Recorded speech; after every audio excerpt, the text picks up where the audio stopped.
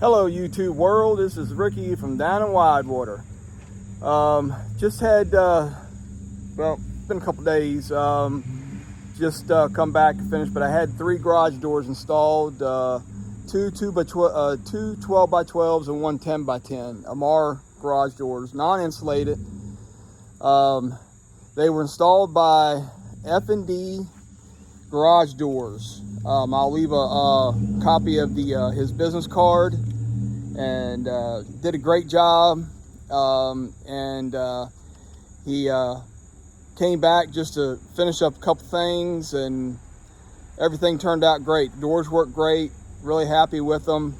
Again, that's F&D Garage Doors. They're local here to Stafford County, and he does 24/7 service. So I'll leave a copy of the picture somewhere up here, or the business card with his information. All right, it's Ricky from down in Widewater, DIW out.